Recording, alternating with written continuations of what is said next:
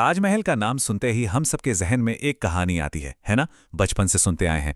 लेकिन जरा सोचिए, क्या हो अगर वो कहानी इतिहास का सबसे बड़ा झूठ निकले। हाँ हाँ, वही कहानी कि शाहजहां ने उन 20,000 कारीगरों के हाथ कटवा दिए थे। क्यों? ताकि ऐसी खूबसूरत इमारत दोबारा कभी बन ही ना पाए। सुनने में कितना क्रूर लगता है ना? और सच तो ये है कि हम सब ने इस पर यकीन भी कर लिया था। लेकिन अब आते हैं असली मुद्दे पर। क्या हो अगर ये पूरी की पूरी कहानी एक सोचा समझा झूठ हो? चलिए आज इस ऐतिहासिक झूठ की परत दर परत खोलते हैं। तो सबसे पहला सवाल तो यही उठता है कि आखिर ये कहानी आई कहां से? क्योंकि एक बात तो साफ है, जब ताजमहल बन रहा था तब इसका कहीं नामो निशान तक नहीं था। आप सोचिए जरा, ताजमहल बनकर तैयार हो गया था 1648 में।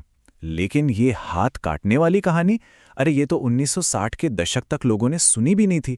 मतलब पूरे 300 साल बाद ये अफवाह फैलनी शुरू हुई। कमाल है ना?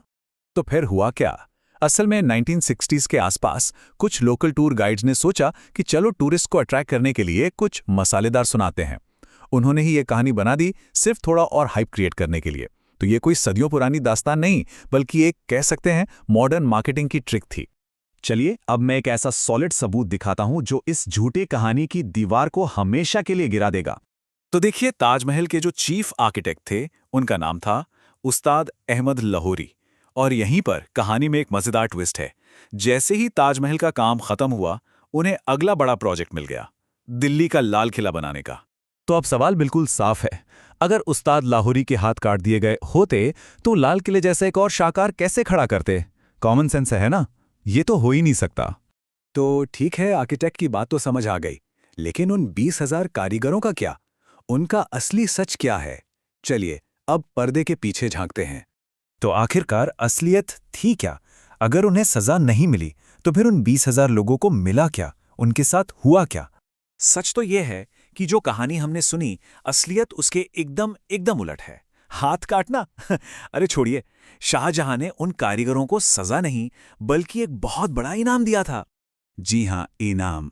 शाहजहां ने उन 20,000 कारीगरों और उनके पूरे परिवार के लिए ताजमहल के बिल्कुल पास एक पूरा का पूरा शहर बसा दिया, और उस शहर का नाम रखा गया ताजगंज। उन्हें सजा नहीं, उन्हें एक घर मिला, एक पूरी कम्युनिटी मिली।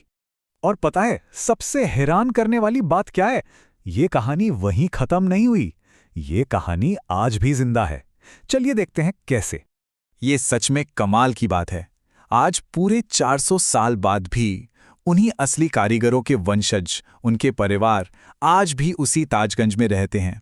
और वो सिर्फ वहां रह नहीं रहे हैं, वो पीढ़ी दर पीढ़ी संगमरमर पर नक्काशी की उस खूबसूरत कला को आगे बढ़ा रहे हैं। तो उनकी विरासत कोई झूठी मनगढ़ंत कहानी नहीं, बल्कि एक जीती जागती सांस लेती हुई परंपरा है। तो अब अगली बार जब भी कोई आपको वो हाथ काटने वाली पुरानी कहानी सुनाए, तो उन्हें असलियत जरूर बताइएगा, क्योंकि सदियों से चले आ रहे इस झूठ को सच से बदलने की ताकत अब आपके पास है।